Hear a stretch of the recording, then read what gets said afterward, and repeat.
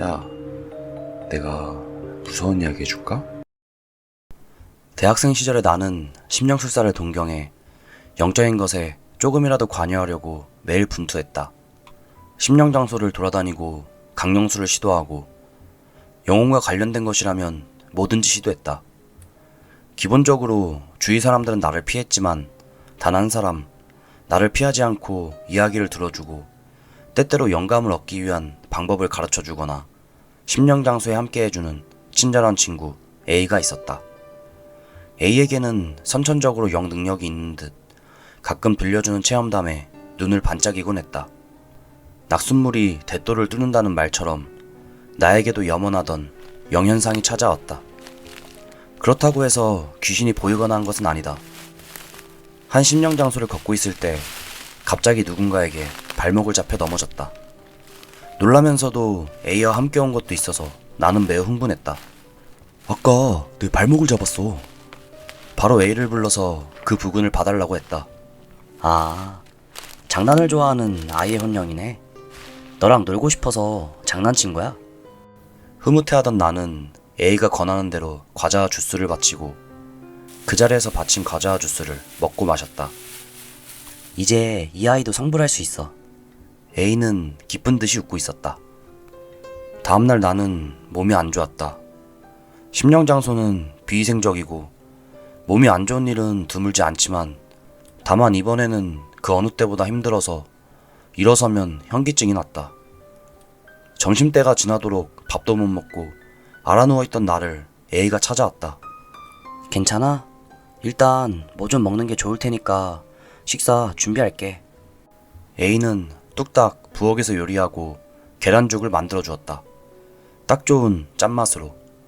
너무 맛있어서 몸 상태가 좋아졌다. A야, 정말 고마워. 살았어. 신경 쓸 거 없어. 몸이 안 좋을 때는 언제든지 연락해도 돼. 그러고 보니 A에게는 아무런 연락도 하지 않았다. 어째서 내가 몸이 좋지 않다는 것을 알았을까? 조금 이상하게 여겨 A에게 물었다. 그러고 보니 내가 아픈지 어떻게 알았어? 불길한 예감이랄까? 친한 사람이 괴로워하면 왠지 알 수 있어. 다음날 몸이 많이 좋아져서 대학에 가기로 했다. 현관에서 신발을 신고 밖으로 나온 나는 문득 위화감을 느꼈다. 문 앞에 놓아두었던 소금이 없어졌다. 꽤 오래 방치해서 시커멓게 변했는데 누가 버린 걸까? 그냥 두기만 했기 때문에 별 생각 없이 접시만 치워놨다. 저녁 무렵 그날 마지막 강의가 끝나고 돌아갈 채비를 하고 있는데 A가 말을 걸어왔다. 그 후 몸은 어때? 덕분에 많이 좋아졌어. 다행이네. 아마 심령장소에 나쁜 기운에 사로잡혔겠지. 거긴 꽤 나쁜 기운이 감돌고 있었으니까. 그렇게 말하면서 A는 가방에서 무언가를 꺼내 나에게 건네주었다. 이럴 때는 부적이 효과가 있어. 딱 하나 있으니까 갖고 있어. 그것은 매우 기묘한 모습이었다. 작고 붉은 판자에 시계 반대 방향의 소용돌이 모양과 작은 글씨가 적혀 있었다. 글씨를 자세히 보니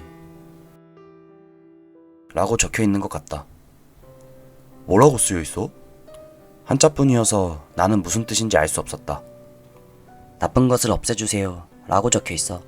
축사라는 거야. 효과가 좋을 것 같아. 정말 고마워. 신경 쓰지 마. 곤란할 때는 피차 일반이지. A는 웃으며 손을 흔들고 돌아갔다. 그날 밤 집에 돌아온 나는 갑자기 심한 구역질을 느꼈는데 토하고 또 토해도 구역질이 가라앉지 않았다. 다 토할 때쯤에는 토사물에 피가 섞이기 시작했다. A에게 연락하려고 떨리는 손으로 휴대전화를 들었다가 시간을 보고 다시 생각해보니 어느새 새벽 1시가 되어 있었다. 친구라고는 하지만 연락하기에는 너무 늦은 시간이라고 생각했다. 그래서 부모님께 연락했더니 지금 데리러 오신다고 한다. 난 한시름 놓고 양치질하기 위해 세면장으로 향했다. 한동안 물을 틀어놓고 입과 얼굴을 씻고 있자니 배수구가 막힌 듯 물이 차올랐다. 마지못해 배수구에 쓰레기통을 꺼낸 나는 온몸에 핏기가 가셨다.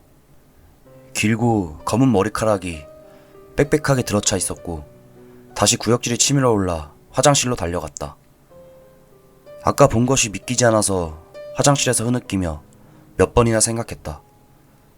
나는 머리가 짧고 불행하게도 여자친구는 없다. 여자를 집에 들인 일 따위는 전혀 없다고 해도 좋을 텐데 왜 저런 게. 게다가 평범하게 사용하다가 막힐 양은 아니었다. 공포와 혼란으로 머릿속이 가득 차 화장실에서 떨고 있는데 인터폰이 울렸다. 조심조심 문틈으로 들여다보니 다행히 부모님이 데리러 와주셨다. 나의 심한 안색을 본 부모님은 곧바로 나를 응급실로 데려갔다. 진단 결과 심각한 영양실조여서 링거를 먹고 하룻밤 입원하게 된 것 같다. 부모님의 얼굴을 보고 맥이 빠진 탓인지 의식이 몽롱했기 때문에 잘 기억나지 않는다. 다음날 아침 부모님은 일 때문에 친정에서 살고 있는 누나가 나를 데리러 왔다.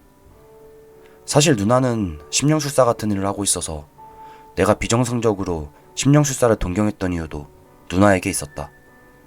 누나와는 사이가 좋아서 그날도 농담을 주고받았다. 얼굴이 너무 창백해서 아침부터 기분 나빠. 환자에게 하는 말이 아니잖아. 그나저나 뭘 주워 먹은 거야? 아니, 심령장소에서 과자를. 그 말을 듣는 순간 누나의 안색이 변했다. 심령장소에서 뭐 했다고? 갑자기 추궁당해서 놀랐지만 모처럼이니 다 털어놓기로 했다. 심령장소에서 발목을 붙잡혀 넘어진 것, A가 권해서 곡물로 바친 과자와 주스를 먹은 것, 몸이 안 좋을 때 연락도 하지 않았는데 A가 왔다는 것, 현관의 소금이 사라졌다는 것, A로부터 부적을 받은 것, 배수구 쓰레기통에 머리카락이 막혀 있었던 것. 다 이야기했을 때 누난 단호하게 말했다. A는 잊어버려. 어? 되물었지만 누난 아무 대답도 하지 않는다. 일단 지금부터 너희 집으로 가야겠다. 곧장 차에 태워 내 아파트로 향하게 되었다. 아파트에 도착하자 누나는 흰천을 꺼내 나에게 부적을 가져오라고 했다. 그 부적을 보여주자 누나는 창백해져서 눈을 돌렸다. 어째서 이런 짓을... 그렇게 중얼거리더니 흰천으로 싸서 쓰레기통에 던졌다. 머리카락은 어디 있어?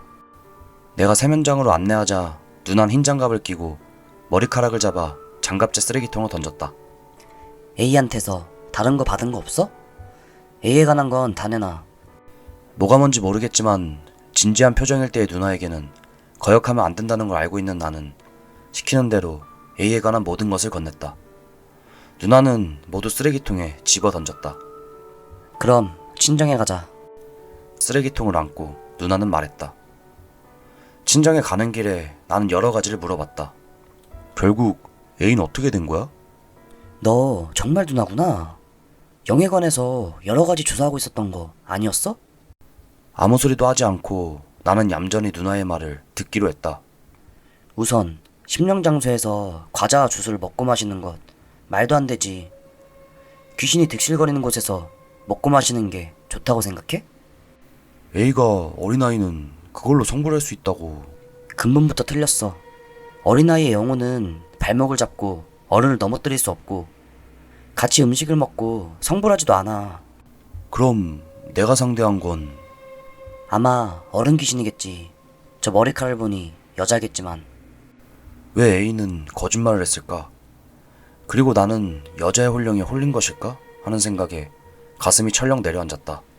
드디어 A가 어떤 사람인지 알게 된 것 같네. 내친 김에 말해줄게. 소금을 가져간 것도 A야. 무엇 때문에? 너한테 먹인 거야. 계란죽을 만들어줬다면서? 뭐? 아마 A는 너로 실험했겠지. 나는 다시 구역질이 치밀어 올랐다. 저렇게 검게 변한 소금을 먹으면 어떻게 되는 걸까? 끝으로 저 부적. 부적은 듣기만 해도 어이가 없어. 음의 방향으로 감긴 소용돌이와 모든 죄악을 깨끗이 씻어내시고 축사를 거꾸로 읽는 글을 쓰다니. 이 친구라고 생각했는데 A는 나를 죽이려고 했던 것일까? 그 이상은 아무 생각도 못하고 나는 고개를 숙였다. 정신을 차려보니 친정에 도착해 있었다. 정신 똑바로 차려. 지금부터가 제일 중요하니까. 누나는 쓰레기통을 들고 마당으로 향했다. 쓰레기통의 내용물을 밖으로 내보내고 여기저기서 여러 가지 물건을 꺼내온다. 굵은 장작, 술병, 칼 같은 것, 의식에 사용하는 나무 받침대. 그 외에 내가 잘 모르는 것이 많이 있었다. 그러고 나서 누나는 흰 옷을 입고 머리부터 물을 몇 번이나 뒤집었었다. 지금부터 너는 A나 여자의 영혼과 인연을 끊고 A에게 받은 것은 A에게 돌려주는 그런 의식을 하는 거야. 의지가 약하거나 조금이라도 상대방을 생각하면 성공할 수 없어. A를 잘 알았고 여자 귀신 같은 건 꼴도 보기 싫어. 각오는 있어. 그래, 그럼 마셔. 누나는 술병을 내밀었다. 뭐? 전부? 다 토할 때까지. 아무래도 진심인 것 같다. 각오를 굳힌 나는 술을 병째 마셨다. 아무리 노력해도 점처럼 줄지 않았지만 이내 속이 상하고 토했다. 누나는 받침대 위에 얘의 부적과 머리카락을 놓고 A의 소지품을 불태우며 뭔가 복잡한 축사를 외우고 있는 것 같다. 나는 다시 몇 번이나 마시고 토했다. 몇 번이고 반복하는 사이 의식이 멀어져 그대로 기절하고 말았다. 끝났어. 정신을 차려보니 누나가 옆에 앉아 있었다. 상당한 의식이었을 것이다. 흰옷은 그 울음에 칠해지고 누나의 눈은 충혈되어 있다. 이제 나 괜찮은 거야? 모르겠어. A가 어느 정도 할 수 있는 놈인지 모르니까. 다음 날부터 나는 평범하게 대학에 등교했지만 두 번 다시 A를 만나지 못했다. 죽이려 했던 상대의 얼굴 따위는 보고 싶지도 않지만 A가 사라지면서 자신에게 친구가 없음을 절감했다. 그때부터 나는 10년과 관련된 모든 것을 피하기 시작했고 다시는 그런 생각을 하고 싶지 않았다. 내가 대학생 시절에 겪었던 친절한 친구의 이야기다. 여러분도 친절한 사람의 말을 그대로 받아들이지 않는 것이 좋을지도 모른다.